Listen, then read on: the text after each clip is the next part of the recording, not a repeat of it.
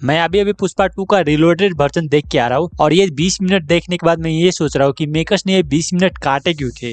जो ये 20 minute add किए हैं जिसमें से कुछ सीन तो काफी ज्यादा इंपॉर्टेंट है। हमें मूवी के बारे में और भी बहुत कुछ पता चलता है और काफी सारे सवालों के जवाब भी मिलते हैं, जैसे कि वो जापान पोर्ट वाला सीन।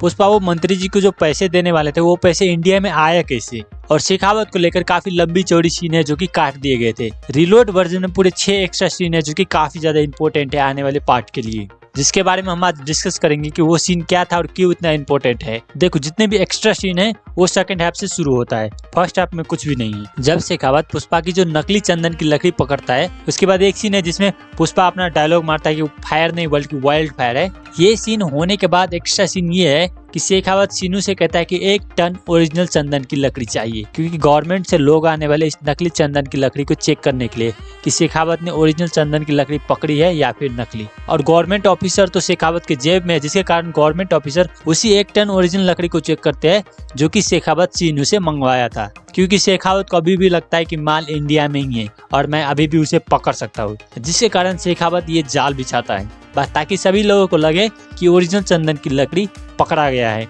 और ये न्यूज जैसे ही सेंट्रल मिनिस्टर वीर प्रताप रेड्डी को पता चलता है, वो सीधा कॉल लगाता है एमपी भूमि रेड्डी को कि माल तो पकड़ा गया है, अब तू पैसे कैसे देगा और सीएम कैसे बनेगा। जिसके बाद भूमि रेड्डी पूरे सिंडिकेट के मेंबर के साथ एक मीटिंग रखता है कि सच में माल पकड़ा है या नहीं, और उस मीटिंग में पुष्पा भी आता है। सिंडिकेट के मेंबर को लगता है कि पुष्पा ने पूरा माल पकड़ा दिया, जिसके कारण ये मीटिंग रखी गई थी। और पुष्पा कहता है कि मुझ पे भरोसा करो, अभी तक माल पकड़ा नहीं गया है। तो फिर सिंडिकेट के मेंबर पूछते हैं कि ये माल है कहाँ। तो पुष्पा बोलता है कि मैं लोकेशन नहीं बता सकता, क्योंकि तुम में से कुछ लोग जाकर शेखावत को ये लोकेशन बता दोगे। फिर भी सिंडिकेट के मेंबर नहीं मानते और पुष्पा बोलता है कि मैं एक ही आदमी पर भरोसा कर सकता हूँ और उसे ये माल का लोकेशन बता सकता हूँ, वो है जग्गा रेड्डी, क्योंकि जग्गा रेड्डी ने सबसे पहले पुष्पा पर भरोसा किया था और उसे सिंडिकेट का मेंबर बनाया था। और फिर जग्गा रेड्डी और हमीद उस लोकेशन पर जाते हैं और चेक करते हैं कि माल यहाँ है या नहीं।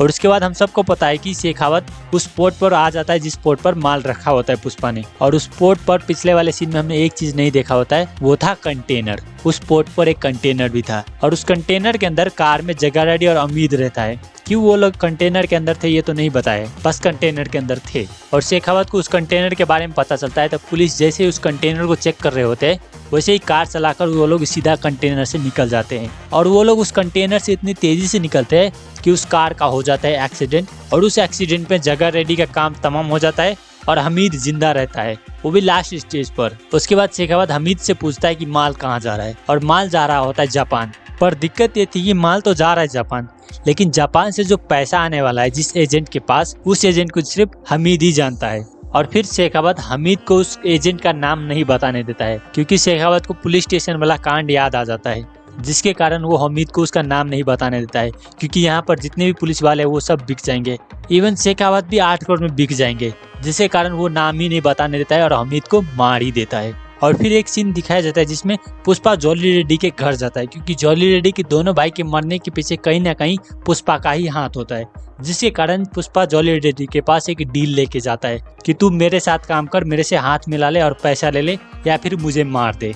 और पुष्पा उसे गन भी देता है और बोलता है कि दोनों में से एक चूज कर ले। और फिर जॉली रेड्डी गन चूज करता है और पुष्पा के ऊपर वो गोली भी चलाता है, मगर उसका पैर फिसलने के कारण पुष्पा के सर के ऊपर से वो गोली चला जाता है, जिसके कारण पुष्पा को तो कुछ नहीं होता है। लेकिन पुष्पा जॉली रेड्डी को कहता है कि तू ठीक हो जा, फिर तू मुझे मारने आना, मैं तुम्हारा इंतजार करूंगा। और देखोगे तो ये सीन नहीं भी रहता तो कोई भी फर्क नहीं पड़ता, मगर इस पूरे 20 मिनट में ये सीन काफी ज्यादा इंपॉर्टेंट है, जो कि है जापान वाला। क्योंकि पुष्पा ने तो जापान भेज दिया माल, मगर जापान से जो पैसे आने वाले थे उस ब्रिज को ही शेखावत ने तोड़ दिया। तो अब पुष्पा अपने पैसे लेने के लिए कंटेनर में बैठकर जापान जाता है। और फिर जापान जाकर पता चलता है कि वहाँ का जो मेन सेठ है उसने तो पैसा दे दिया है, और उस सेठ का जो आदमी है उसने पैसा इंडिया भेजा ही नहीं, जिसके कारण पुष्पा इंडिया आया और वो सब पोर्ट वाला सीन हमें देखने को मिला। और जैसे उस सेठ को पता चला कि पुष्पा उस पैसे को लेने आया है, फिर उस सेठ ने पुष्पा को अपने अड्डे पर ले गया और वहाँ पर उसने पैसे दिए। और आगे के डील के लिए पुष्पा ने उस सेठ से कहा कि पहले पैसे मिलेंगे फिर लकड़ी भेजेंगे। तो ये सब था रिलोडेड वर्जन में एक्स्ट्रा, जो कि ये पोर्ट वाला सीन, जापान वाला सीन, वो काफी ज्यादा इंपॉर्टेंट था। बाकी इन लोगों ने इतनी ज्यादा इंपॉर्टेंट सीन काटी क्यों, ये मुझे समझ में नहीं आ रहा है। और काटा तो अभी क्यों दिखा रहे हैं, क्योंकि जितने भी नॉर्मल ऑडियंस है वो मूवी एक बार में देख चुके हैं और वो दोबारा देखने भी नहीं चाहने वाले हैं। अब वो सीधा चैप्टर 3 देखेंगे, जिसके कारण वो जो पोर्ट वाला सीन है और जापान वाला वो लोग चैप्टर 3 में देखेंगे। Normal audience. अब पता नहीं वो लोग इसे किस तरीके से मैनेज करेंगे, मगर देखना इंटरेस्टिंग होगा। बाकी तुमने अगर रिलोड वर्जन देखा है तो तुम्हें कैसा लगा कमेंट करके जरूर बताना।